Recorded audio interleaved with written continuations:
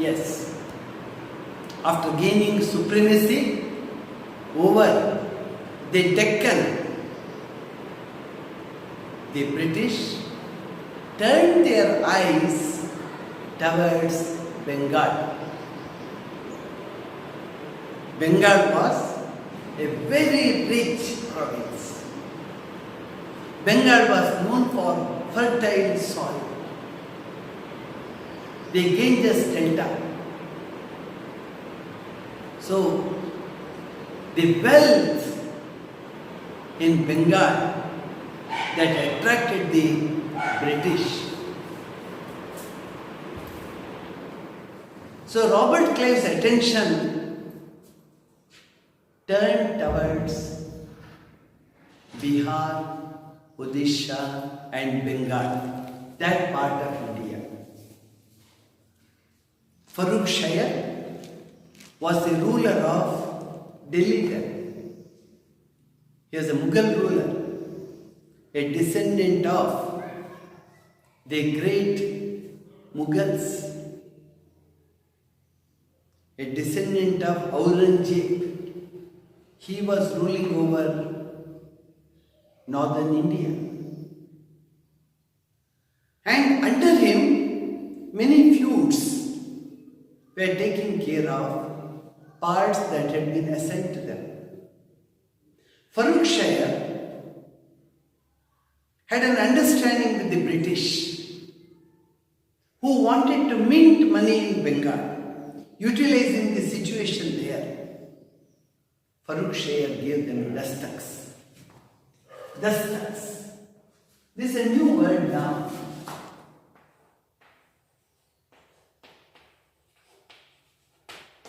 What are dastaks? Dastaks are those powers entrusted to a particular group or market or section or a political power to trade without paying any tax. No tax would be collected. They are free to move their goods from one place to another. They don't need any license. Whether it be exports or imports in a particular locality, in an area, that would be free of taxes. Dastaks. The British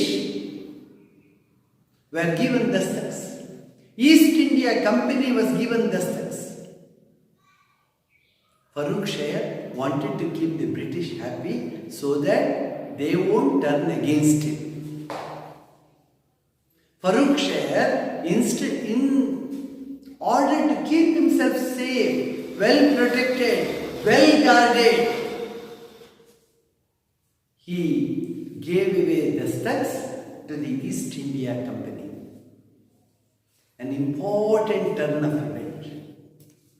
But East India Company, though it made lot of money using dastaks, its ability to market things went up. It became very active. Economically, it created lot of wealth. Things were going on well.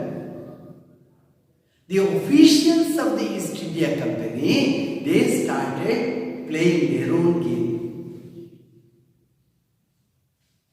On one side, they created wealth for East India Company. On the other side, each of them used dastaks for their own good. They started doing trade at their personal level, and each of the East India Company officers, they turned wealthy.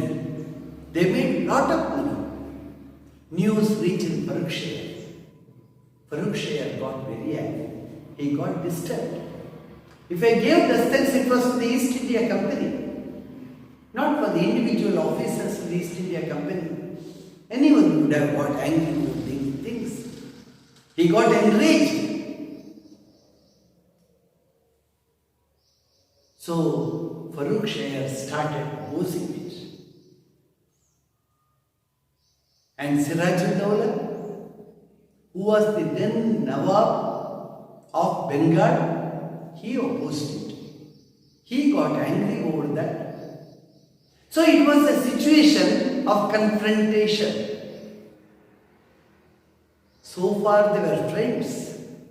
The Nawabs and the Mughal of Delhi, Mughal ruler and the British were friends. Now because of this misappropriation of funds, they started confronting each other. So this led to Battle of Plassey.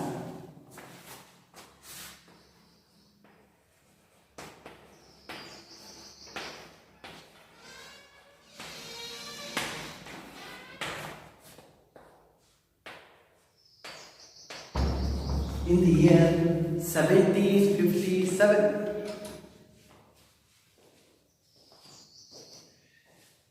So what were the reasons? Mainly there were three prime reasons. Number one,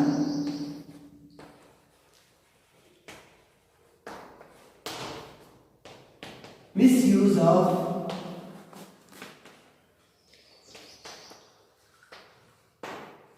dustbins. Two, the British had built Fort William in Calcutta. Fort William, a mighty fort. Now they started repairing, more than repairing, mending. They made a lot of changes in it. And they started placing cannons on the walls of the fort. Fort William. Any Indian ruler would have got enriched. That's what happened with Siraj-ud-Dawla too. Siraj-ud-Dawla, he was a young emperor. He got angry, he got enraged. He wanted to somehow thwart the attempts of the British in holding on to power here. They wanted somehow to bring down Siraj-ud-Dawla now. They had their eyes on Delhi. This did not remain a secret now. Indian Nawabs came to know very well. Far-reaching dimensions these things have. So number two, mending of Fort William. And added to that, the British started placing cannons on the fort. When do you place the cannons? When you start preparing for a war. So the British dimensions were very clear. As number three, an important turnover of events. There used to be tension here and there. The British and the Indian forces used to fight here and there. Siraj-ud-Dawla's forces. And it so happened that Siraj-ud-Dawla attacked the fort, Fort William and its surroundings. It was a sudden attack. And most of the British officers who did not know anything about it, they ran away from Calcutta. Helter-skelter they ran. And about 146 British officers were captured by Siraj-ud-Dawla. 146 officers. They were caught by Siraj-ud-Dawla, who was an enraged emperor. He caught them. They were brought in chains. And they were all put in a small dungeon, which did not have proper ventilation. A dungeon. They all were put inside the dungeon and they were locked. Look at the anger of Siraj-ud-Dawla. Next morning, as sun rose and they opened the lock and saw out of 146 British officers, 123 had died due to suffocation. They could not breathe. Due to suffocation, due to the absence of fresh air, 123 British officers, they breathed their last. black hole tragedy.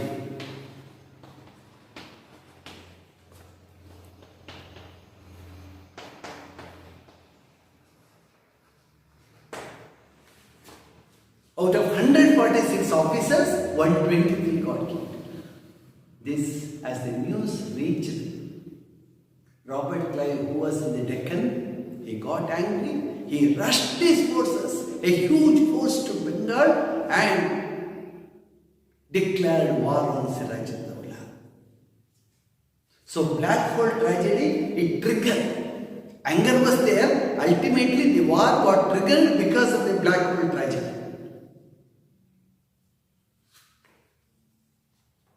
So Robert Clive, Siraj-ud-Dawla was killed. Siraj-ud-Dawla suffered.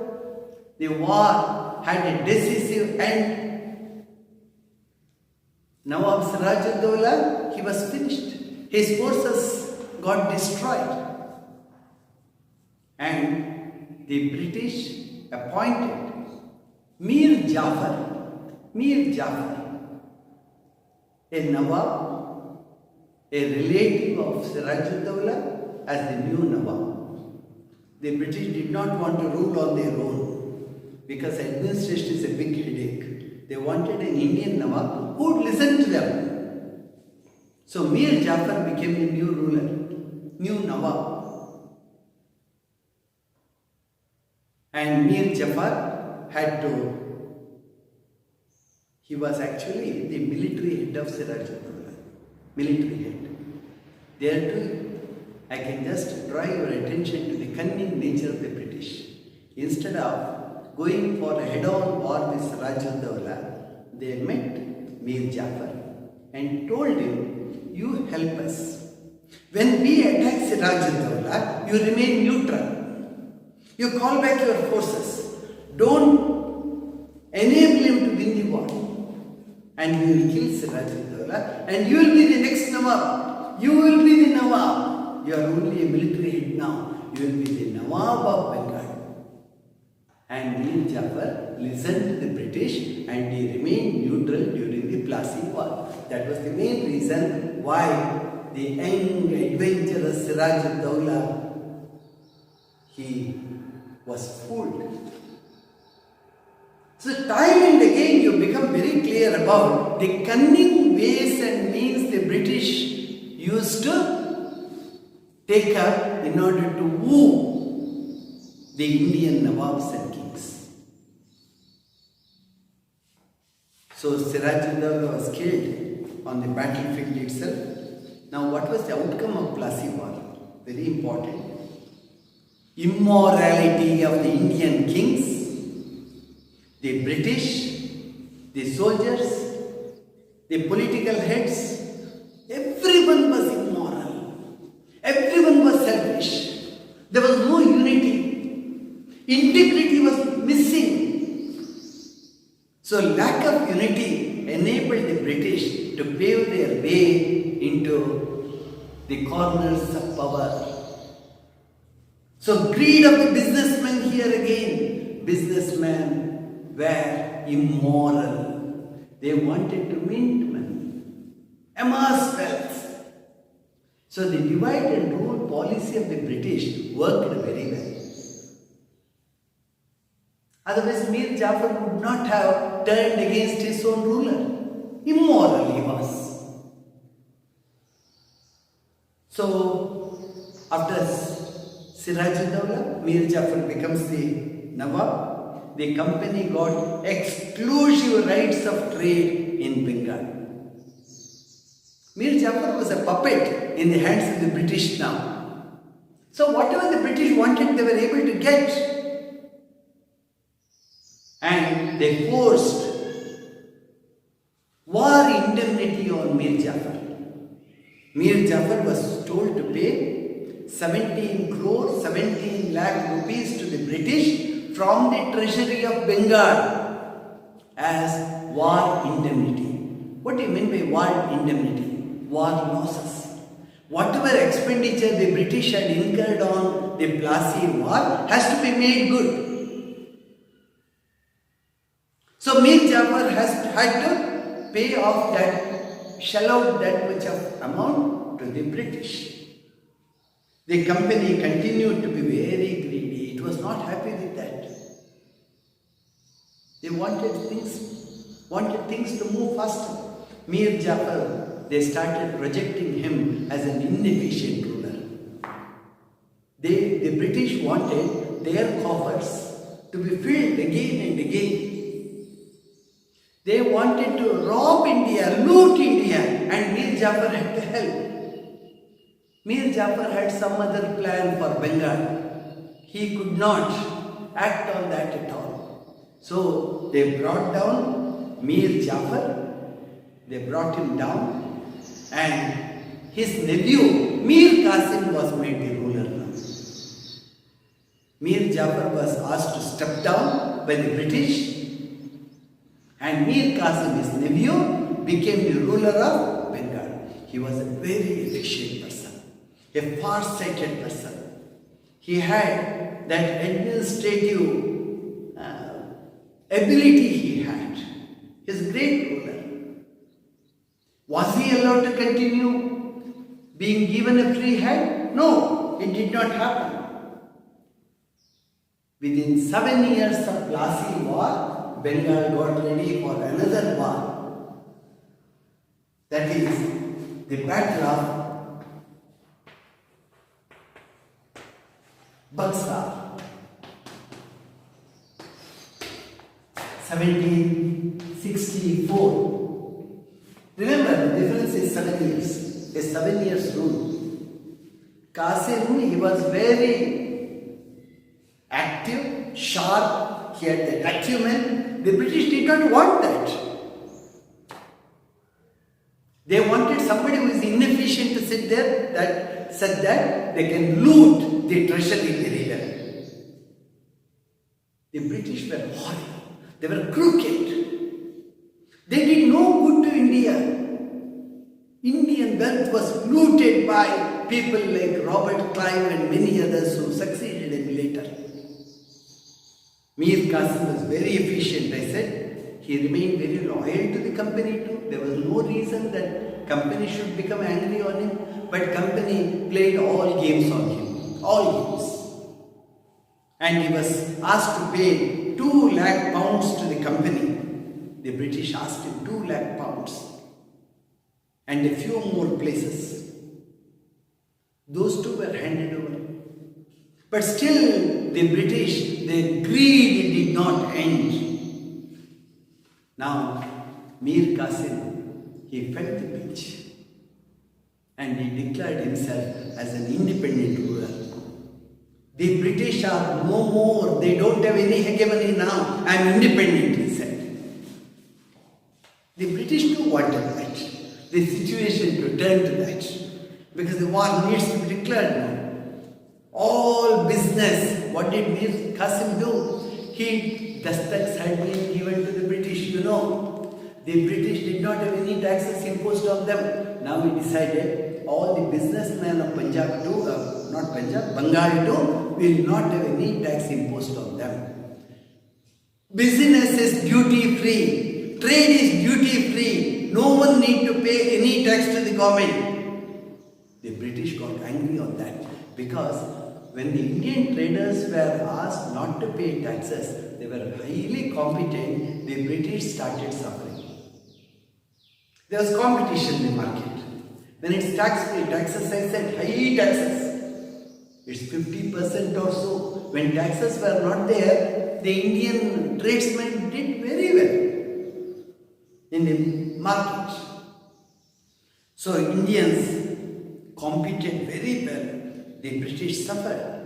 Now the British got angry and they dethroned Mir Qasim and brought back Mir Jafar. The old ruler, he was brought back, one who was dethroned. They felt Mir Jafar is better than Mir Qasim because he fills the British coffers as and when necessary. Now Mir Qasim, he did not give up his throne easily. He went all out on British. He went all out. He declared war on British before they declared war. That is the Buxar War. and he was supported by Shah Alam II, the Mughal ruler from Delhi. Shah Alam II now. He was supported. He was given all the needed backup force by Shuja'ud-Dawla, the Nawab of Awadh. Nawab of Awadh. He sent the military aid. But ultimately, the result was sealed. The British, with all the modern warfare, the guns, the planning, the designs, they were very good at warfare. Because the training is not just of India.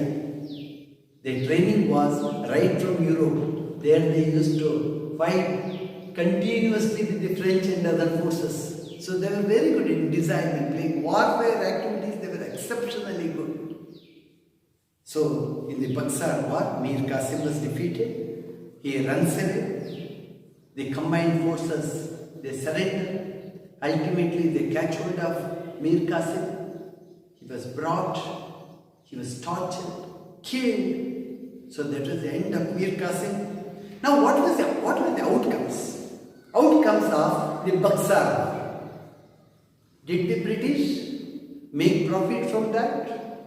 Did it work out to their end? Yes. Shah Alam accorded Diwani rights to the British. He said, you are defeated now, give us Diwani rights. What's Diwani rights? We spoke of Dastaks then, now Diwani rights.